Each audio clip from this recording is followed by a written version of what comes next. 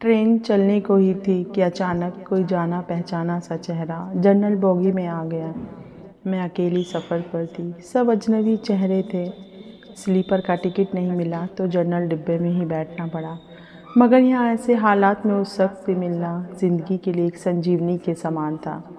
ज़िंदगी भी कमबख्त कभी कभी अजीब से मोड़ पर ले आती है, ऐसे हालातों से सामना करवा देती है जिसकी कल्पना तो क्या कभी ख्याल भी नहीं कर सकते। वो आया और मेरे पास ही खाली जगह पर बैठ गया।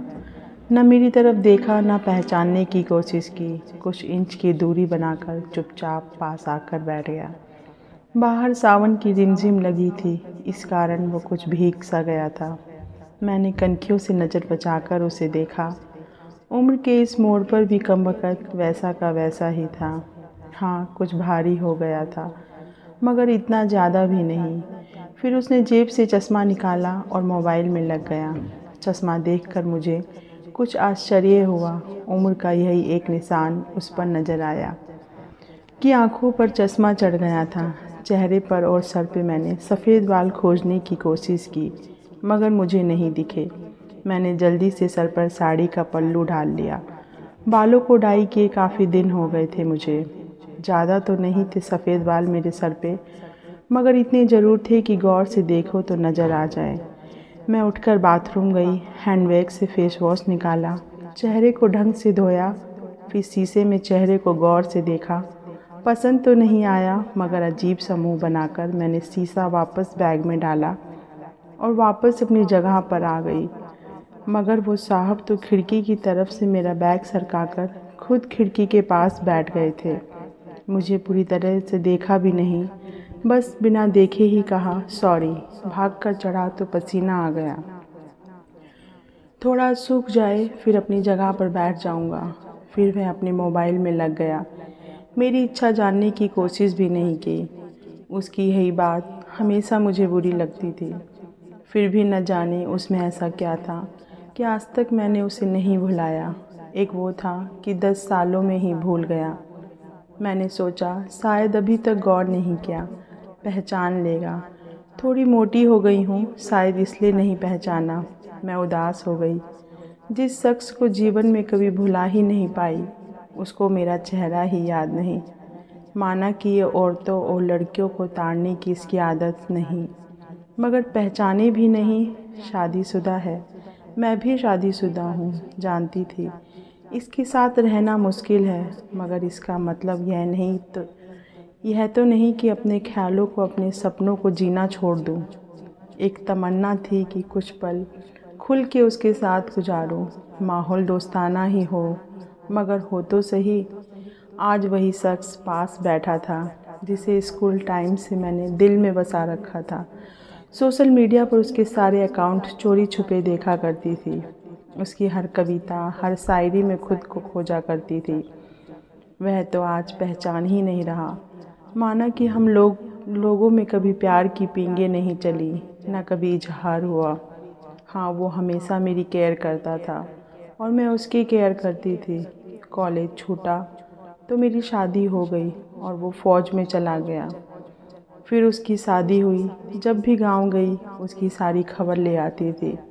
बस ऐसे ही दिन गुजर गए। आधे घंटे से ऊपर हो गया। वो आराम से खिड़की के पास बैठा मोबाइल में लगा था। देखना तो दूर चेहरा भी ऊपर नहीं किया। मैं भी कभी मोबाइल में देखती, कभी सोशल मीडिया पर उसके अकाउंट खोल कर देखे। तस्वीर मिलाई, वही था, पक्का वही था, कोई शक नहीं था। वैसे भी हम महिलाएं पहचानने में भी कभी धोखा नहीं खा सकती। 20 साल बाद भी सिर्फ आंखों से पहचान लें। फिर और कुछ वक्त गुजरा, माहौल वैसा का वैसा था। मैं बस पहलू बदलती रही। फिर अचानक टीटी आ गया। सबसे टिकट पूछ रहा था। मैंने अपना टिकट दिखा दिया। उससे पूछा तो उसने कहा नहीं है। टीटी बोला फ़ाइन लगेगा। वह बोला लगा दो। टीटी कहाँ का टिकट बनाऊँ? उसने जल्दी से जवाब नहीं दिया। मेरी तरफ देखने लगा। मैं कुछ समझी नहीं। उसने मेरे हाथ में थमे टिकट को गौर से देखा और फिर टीटी से बोला कानपुर। टीटी ने कानपुर की टिकट बनाकर दी और पैसे लेकर चला गया। वह फिर से मोबाइल में तल्लीन हो गया। आखिर मुझसे रहा नहीं गया। मैंने पूछ ही लिया, कानपुर में कहाँ रहते हो? वह मोबाइल में नज़रें गड़ाए हुए ही बोला, कहीं नहीं। वह चुप हो गया तो मैं फिर बोली, किसी काम से जा रहे हो वहाँ? वह बोला, हाँ। अब मैं चुप हो गई। वह अजनबी की तरह बात कर रहा था और अजनबी से कैसे पूछ लूँ कि किस काम से जा रहे हो। कुछ देर चुप रहने के बाद फिर मैंने पूछ ही लिया, वहाँ शायद आप नौकरी करते हो? उसने कहा, नहीं। मैंने फिर हिम्मत करके पूछा, तो किससे मिलने जा रहे हो?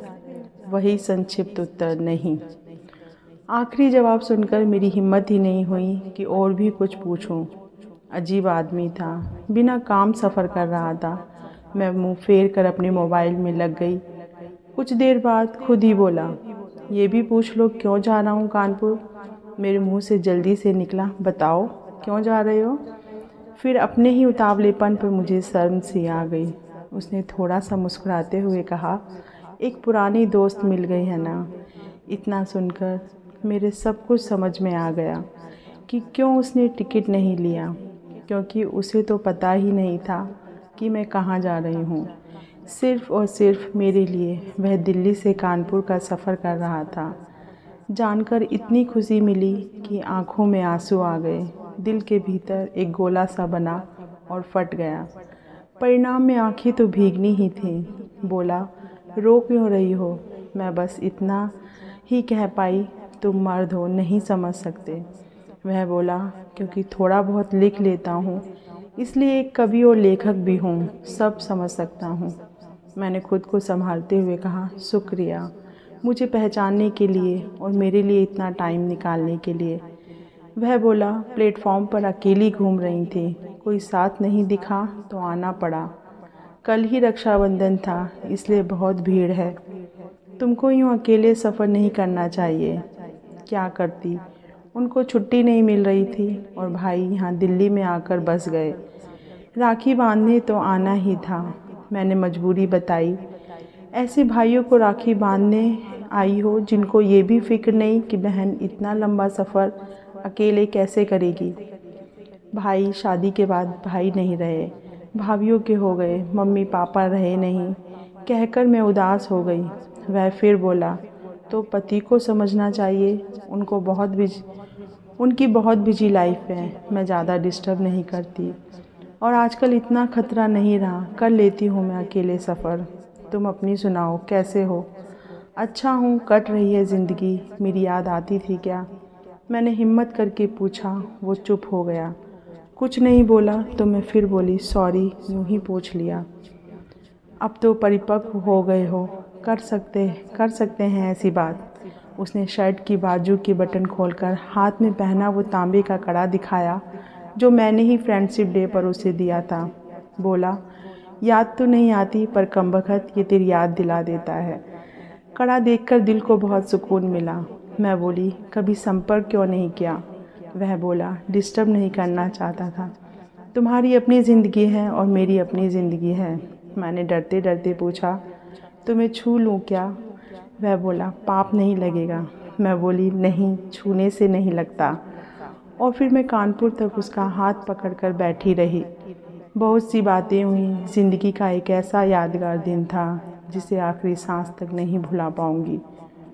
वह मुझे सुरक्षित घर छोड़कर गया, रुका नहीं, बाहर से ही चला गया। जम्मू थी उसकी ड्यूटी और वह चला गया। उसके बाद उससे कभी बात नहीं हुई, क्योंकि हम दोनों ने एक दूसरे के फ़ोन नंबर नहीं लिए। हालांकि हमारे बीच कभी भी नापाक कुछ भी नहीं हुआ, एक पवित्र सा रिश्ता था, मगर रिश्तों की गरिमा बनाए रखना ज़रूरी था। फिर ठीक 1 महीने बाद मैंने अखबार में पढ़ा कि वो देश के लिए शहीद हो गया। क्या गुजरी होगी मुझ पर वर्णन नहीं कर सकती। उसके परिवार पर क्या गुजरी होगी पता नहीं। लोक लाज के डर से उसके अंतिम दर्शन भी नहीं कर सकी। आज उससे मिले 1 साल हो गया।